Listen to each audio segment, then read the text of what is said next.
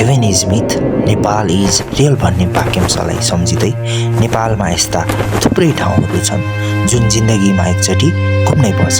यस्तै ठाउँ हो मुस्ताङ जिल्ला, जसको उचाइ 2100 मिटरदेखि 4000 मिटरसम्म रहेको छ।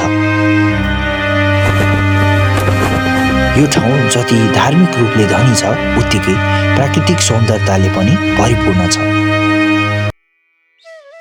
So good morning from Kagbeni. आज चाहिँ डे 3 र हामीले अघि भर्खर चिया खायौँ। अनि मेरो फेस देखेर थाहा पाउन सक्नुहुन्छ हिजोको राइडले एकदम थकित छौँ हामी है। अनि आजको प्लान चाहिँ भनेको पहिला सुरुमा चाहिँ हामी मुक्तिनाथ दर्शन गर्ने, अनि त्यसपछि त्यो गरेर भ्याएपछि चाहिँ अनि पोखरातिर लाग्ने हुन्छ। बिस्तारै बिस्तारै सबै ठाउँहरू एक्सप्लोर गर्दै घुम्दै हेर्दै गर्नु होला है त्यो भिडियो है। मुक्तिनाथ हिमालको काखमा बसेको आस्था, विश्वास र मुक्तिको प्रतीक। अहिले चाहिँ मुक्तिनाथतर्फ लाग्दैछ। आजको मौसम चाहिँ अलिक चिसो चिसो छ।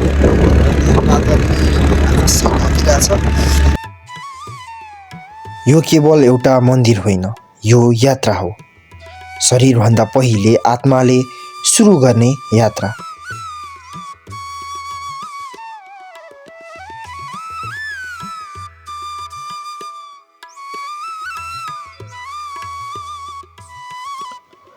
समुद्री सतहबाट करिब 3710 मिटर उचाइमा अवस्थित मुक्तिनाथ मुस्ताङको कठोर भूमिमा अद्भुत शान्ति बोकेर बसेको छ।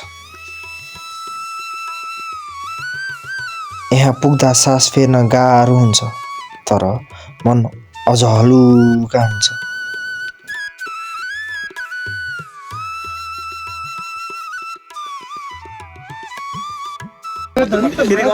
आजको मौसम चाहिँ अलिक चिसो चिसो छ र यता दिपक भाइले चाहिँ 3 चोटिको 5.5 चोटि त्यो दाइ भन्छु भने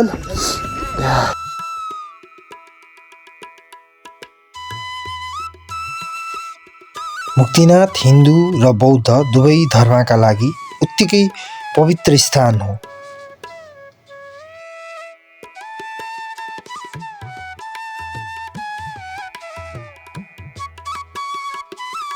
हिन्दू धर्ममा यसलाई मुक्ति क्षेत्र मानिन्छ, जहाँ आएर पूजा गरे जन्म मरणको बन्धनबाट मुक्ति मिल्छ भन्ने विश्वास छ। र बौद्ध धर्ममा यसलाई च्युमिङ ग्यात्स भनिन्छ, अर्थात् 100 पानीको धारा। आज हामी चाहिँ विशेष मुक्तिनाथ मन्दिर दर्शन गर्न आएको हो। हाम्रो यो चाहिँ मेरो दोस्रो चोटि हाम्रा यी गोखले भान्जाको चाहिँ अब फर्स्ट टाइम हो। कतिको एक्साइटेड छौ? एक्साइटेड त यहाँ कपडा खोल्ने बित्तिकै स्ट्रिङ भइसक्यो। मन्दिर अगाडि रहेका 108 धारा मुक्तिनाथको सबैभन्दा प्रसिद्ध चिनारी हुन्।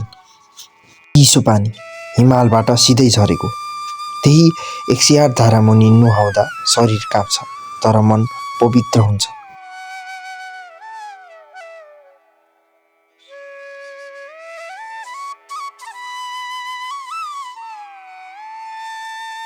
यो स्नान कठिन छ, तर श्रद्धाले त्यो कठिनतालाई पनि प्रार्थनामा बदलिदिन्छ।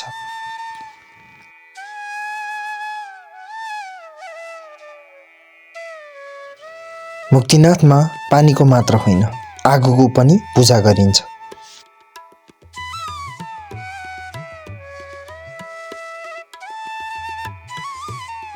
मन्दिरभित्र सधैँ बलिरहेको प्राकृतिक ज्योति, जसलाई ज्वालामाई भनिन्छ, पानी, आगो, हावा र आकाश, चारै तत्त्व एकै ठाउँमा एकैसाथ पूजा गरिने दुर्लभ स्थान हो मुक्तिनाथ। यहाँ उभिँदा हिमालहरू मौन हुन्छन्, हावा शान्त हुन्छ र मन पहिलो पटक आफ्नै आवाज सुन्छ। मुक्तिनाथबाट फर्किँदा हामी खाली हात फर्किँदैनौँ, हामी साथमा लिन्छौँ शान्ति, नम्रता र जीवनलाई अलि फरक आँखाले हेर्ने नयाँ दृष्टिकोण। मुक्तिनाथ जहाँ पुगेर मानिसले देवता भेट्दैन, तर आफूभित्रको मानवता भेट्दछ। तर त्यो भन्दै गर्दा प्रार्थना सकेर प्लास्टिक बोतल फोहोर मन्दिर वरिपरि छोडेर हिँड्नु आस्था होइन, लापरवाही हो। देवतालाई चढाएको फूल पवित्र हुन्छ, तर पछाडि छोडिएको फोहोर श्रद्धाको अपमान हो। मुक्तिनाथ सफा राख्नु केवल नियम होइन, यो हाम्रो संस्कार र चेतनाको परीक्षा हो। अब चाहिँ हामी लाग्दैछौँ।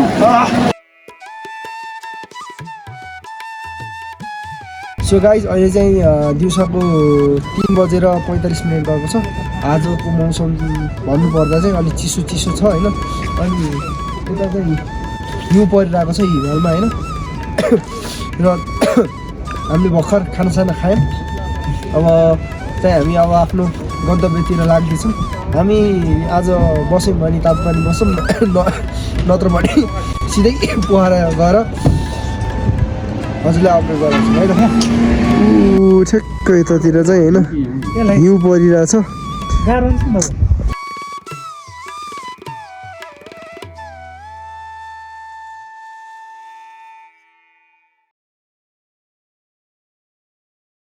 अहिले चाहिँ हामी मार्फामा छौँ। हामी चाहिँ एकछिन यसो भिजिट गऱ्यौँ, यसो हेऱ्यौँ कस्तो छ बजारहरू होइन।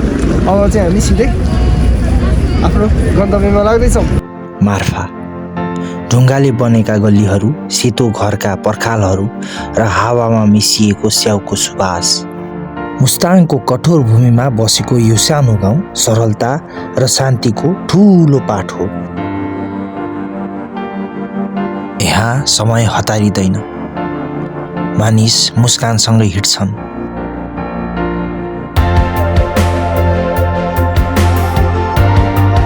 स्याउका बगैँचा, स्थानीय ब्रान्डी र बौद्ध संस्कृतिको मौन उपस्थिति हो मार्फा गाउँ। मार्फा केवल गाउँ होइन, यात्रा बीचमा पाइएको एक सास फेर्ने ठाउँ हो।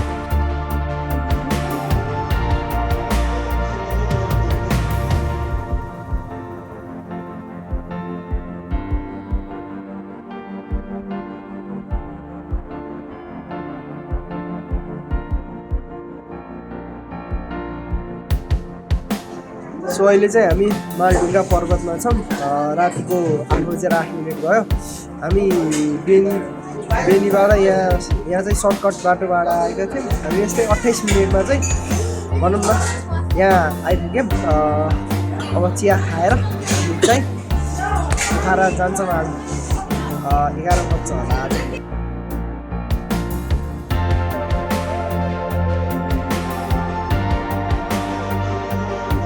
So guys we are finally at Pokhara. हामी चाहिँ यस्तै 4 बजे जोसुमबाट चाहिँ हामीले थालनी गरेका थियौँ र अहिले चाहिँ यस्तै 10:45 गएको छ। हामी यस्तै लगभग 5 घन्टा 45 मिनटमा 204 किलोमिटर चाहिँ ट्राभल गरिसकेका छौँ। अनि भिडियो अन्तिमसम्म हेरिदिनु भयो त्यसको लागि धेरै धेरै धेरै धेरै धेरै धन्यवाद। र प्लिज सब्सक्राइब, लाइक, अनि के भन्छ मतलब सेयर अनि कमेन्ट है। ल सक्यो।